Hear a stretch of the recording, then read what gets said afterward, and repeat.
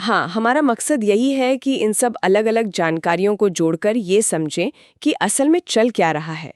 तो चलिए शुरू करते हैं। चलिए। तो शुरुआत एक अच्छी खबर से करते हैं। भारत और न्यूजीलैंड के बीच एक मुक्त व्यापार समझौते यानी एफटीए पर बातचीत पूरी हो गई है। अब एफटीए तो होते रहते हैं, लेकिन ये वाला कुछ अलग बताया जा रहा है। क्या खास है इसमें? इसमें खास है भारत का बदला हुआ नजरिया। देखिए, पहले भारत बड़े बड़े कई देशों वाले व्यापार समझौतों का हिस्सा बनना चाहता था। हाँ, जैसे आरसेप। बिल्कुल। लेकिन अब लगता है कि रणनीति बदल गई है। अब फोकस छोटे, दो तरफा और बहुत सोच समझकर किए गए समझौतों पर है। ये समझौता उसी का एक उदाहरण है। अच्छा। अभी दोनों देशों के बीच व्यापार सिर्फ $2 अरब के आसपास है, जो ज्यादा नहीं है, लेकिन लक्ष्य इसे अगले 5 सालों में दोगुना करने का है। ठीक है, तो ये बड़े दांव खेलने के बजाय छोटे-छोटे मजबूत कदम उठाने जैसा है। लेकिन इसमें जो मोबिलिटी क्लॉज है, उसने मेरा ध्यान खींचा है। 5,000 भारतीय प्रोफेशनल्स को हाँ, ये बहुत बड़ी बात है। न्यूजीलैंड में 3 साल का वर्क वीजा मिलेगा। हम्म, ये आईटी, स्वास्थ्य सेवा, शिक्षा जैसे क्षेत्रों के लिए है। ये बहुत बड़ी बात है, खासकर जब आप इसकी तुलना ऑस्ट्रेलिया के साथ हुए समझौते से करती हैं, जिसमें सिर्फ 1,000 वर्किंग हॉलिडे वीजा का प्रावधान था। सिर्फ 1,000? हाँ, तो ये दिखाता है कि अब भारत के लिए अपने पेशेवरों को दुनिया में भेजना, सर्विस एक्सपोर्ट, उतना ही जरूरी है जितना सामानों का व्यापार। ये समझौता सिर्फ सामानों के आने जाने का नहीं है, बल्कि लोगों और हुनर के आने जाने का भी है। और छात्रों के लिए भी इसमें कुछ है ना? हाँ, और यह भी बहुत महत्वपूर्ण है। न्यूजीलैंड भारतीय छात्रों को बिना किसी सीमा के अपने यहाँ पढ़ने की इजाजत देगा और उन्हें हफ्ते में 20 घंटे काम करने का अधिकार भी मिलेगा। अच्छा। लेकिन इस लेन देन में भारत ने भी अपने हितों का पूरा ध्यान रखा है। सबसे बड़ा मुद्दा था डेयरी उत्पादों का। न्यूजीलैंड के कुल निर्यात का लगभग 1/3 हिस्सा डेयरी उत्पाद है और भारत ने उन्हें इस समझौते से बाहर रखा है। अरे वाह! ये तो वही मुद्दा है जिसकी वजह से भारत 2019 में आरसेप से बाहर हो गया था। तब यही डर था कि न्यूजीलैंड और ऑस्ट्रेलिया के सस्ते डेयरी उत्पाद भारतीय किसानों को तबाह कर देंगे। बिल्कुल।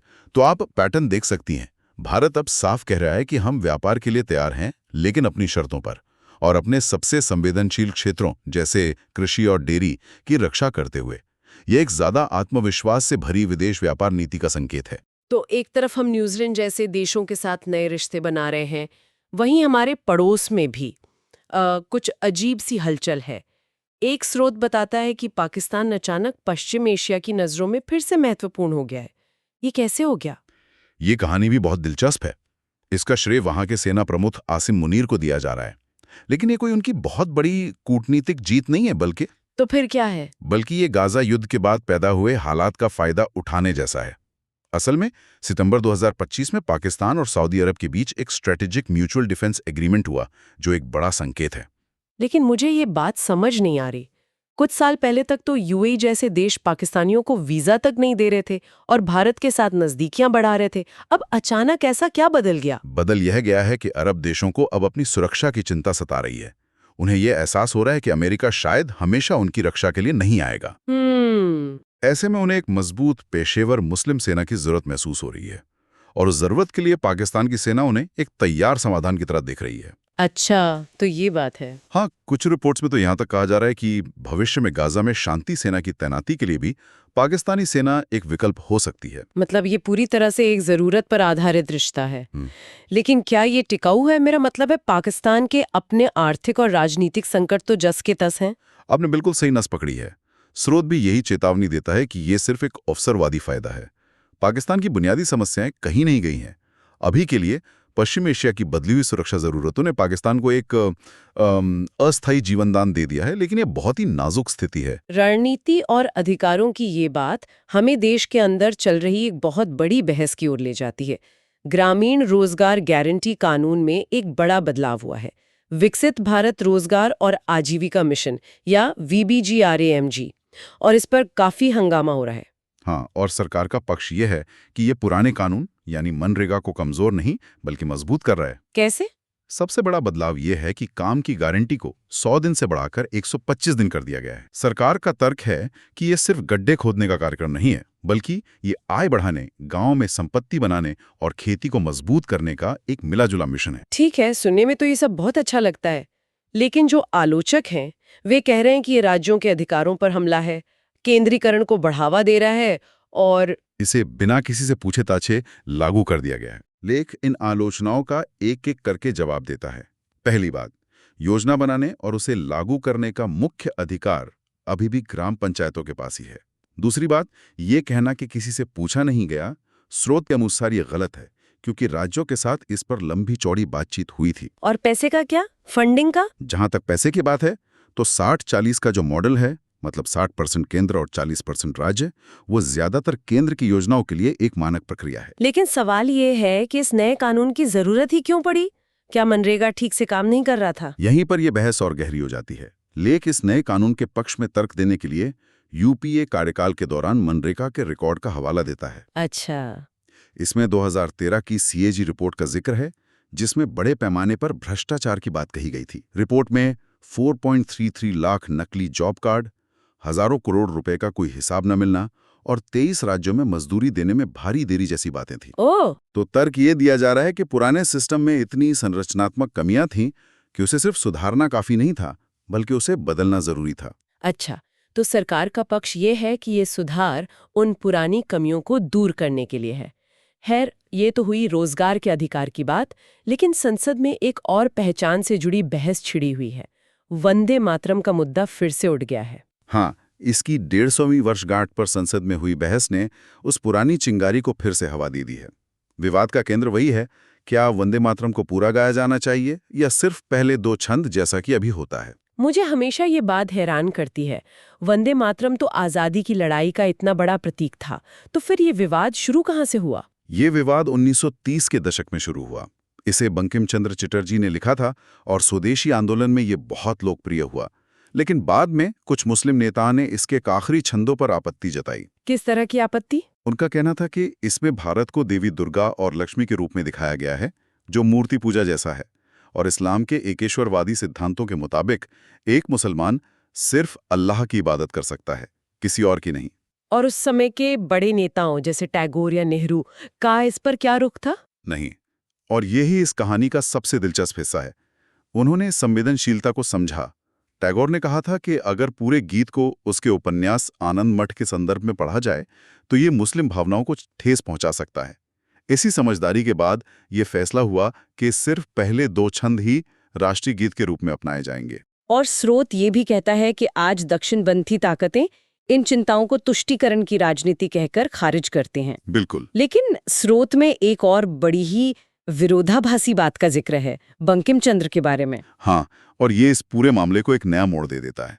बंकिम चंद्र, जिन्होंने ये गीत लिखा, वे खुद मूर्ति पूजा के बड़े आलोचक थे। सच में? हाँ, उन्होंने अपने एक लेख में मूर्ति पूजा को विज्ञान विरोधी तक कहा था। तो ये एक अजीब सी स्थिति है जहां लेखक का इरादा कुछ और था, लेकिन गीत की व्याख्या कुछ और की गई। ये मुद्दा आज भी अनसुलझा है। इन ऐतिहासिक बहसों से अब एक बहुत ही मौजूदा और तकलीफदेह हकीकत पर आते हैं। सुप्रीम कोर्ट ने बाल तस्करी पर कुछ बहुत ही सख्त टिप्पणियां की हैं। कोर्ट ने इसे एक बहुत ही परेशान करने वाली सच्चाई कहा है। बेंगलुरु के एक मामले में कोर्ट ने गिरोह की सजा को बरकरार रखते हुए कहा कि ये अपराध बच्चों की गरिमा और एक सुरक्षित बचपन के उनके संवैधानिक अधिकार पर सीधा हमला है। कोर्ट ने एक बहुत ही महत्वपूर्ण दिशा निर्देश भी दिया है पीड़ित बच्चों की गवाही को लेकर। कोर्ट ने उन्हें घायल गवाह कहा है। इसका जमीनी स्तर पर क्या मतलब है? इसका मतलब बहुत गहरा है। कोर्ट कह रहा है कि जब एक बच्चा जो इस तरह के भयानक अपराध से गुजरा हो गवाही दे, तो उसकी बातों को बहुत संवेदनशीलता से सुना जाना चाहिए। अच्छा। उसकी गवाही में अगर कोई छोटी मोटी बातें ऊपर नीचे हों तो सिर्फ इस आधार पर उसकी पूरी बात को खारिज नहीं किया जा सकता, क्योंकि वो एक घायल इंसान है, कोई रोबोट नहीं। ये निचली अदालतों के लिए एक बहुत बड़ा संदेश है। लेकिन फिर हम आंकड़ों पर आते हैं और पूरी तस्वीर भयानक लगने लगती है। गृह मंत्रालय के मुताबिक 2018 से 2022 के बीच मानव तस्करी के मामलों में सजा की दर सिर्फ 4.8% थी। हाँ, सिर्फ 4.8%। 4.5%। ये तो मतलब कुछ भी नहीं है। ऐसा लगता है जैसे पूरा सिस्टम ही नाकाम हो गया है। और यही असली त्रासदी है। मतलब कानून तो हैं, पर असल में काम नहीं कर रहे हैं। सजा का डर ही नहीं है। ये आंकड़ा चीख कर कह रहा है कि हमें सिर्फ सख्त टिप्पणियों की नहीं, बल्कि जमीनी स्तर पर मजबूत कार्रवाई की जरूरत है। आंकड़ों की बात हो रही है जो सिस्टम पर सवाल उठाते हैं, तो तमिलनाडु से भी एक खबर है। वहां मतदाता सूची से 97.4 लाख नाम हटा दिए गए हैं। लगभग 1 करोड़। ये कैसे हो सकता है? यही सवाल वहां हर कोई पूछ रहा है। इस पूरी प्रक्रिया पर गंभीर सवाल उठ रहे हैं।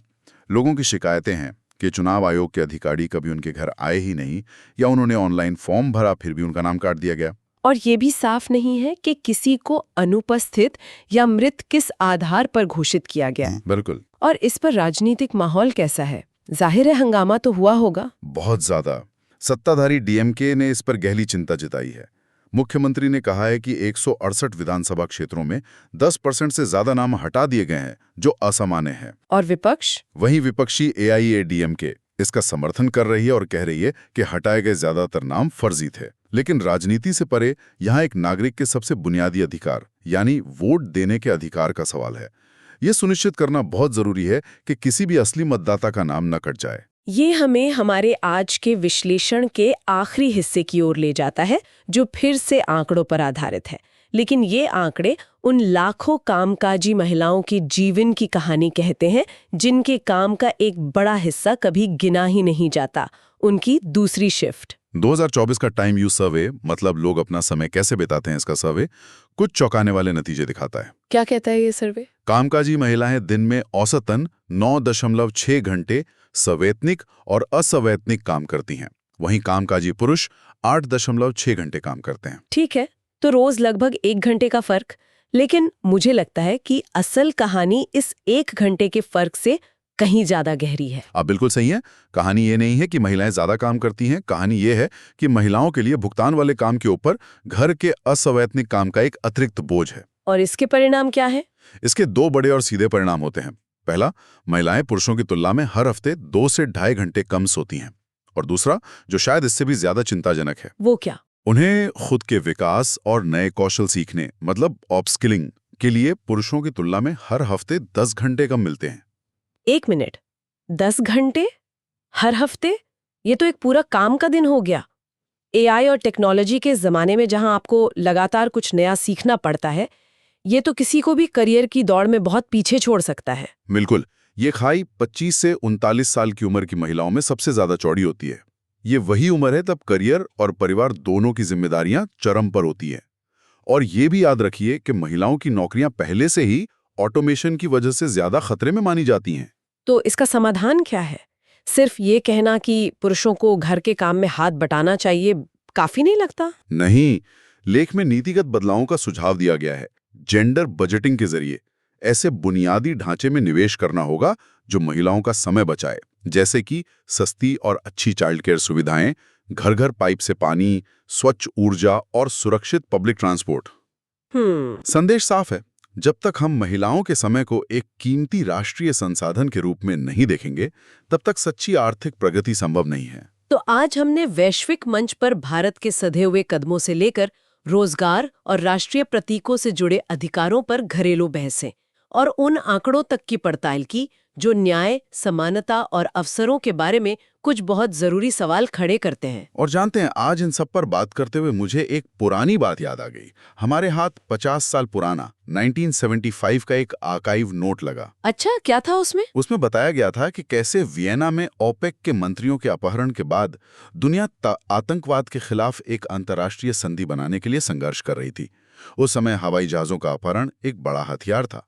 आज हम संगठित अपराध के दूसरे रूपों से लड़ रहे हैं, जैसे कि बाल तस्करी करने वाले कातिल, जिनका जिक्र सुप्रीम कोर्ट ने किया। ये सोचने वाली बात है। हाँ, ये सोचने पर मजबूर करता है। आज से 50 साल बाद 2075 में हम आज की किन चुनौतियों को पीछे मुड़कर देखेंगे और कहेंगे कि हाँ, इस पर तो हमने वैश्विक सहमति बना ली थी, और कौन सी चुनौतियां जैसे तस्करी या शायद क्लाइमेट चेंज तब भी दुनिया के लिए एक अनसुलझी पहेली बनी रहेंगी। इसी सवाल के साथ आज हमारे साथ जुड़ने के लिए धन्यवाद।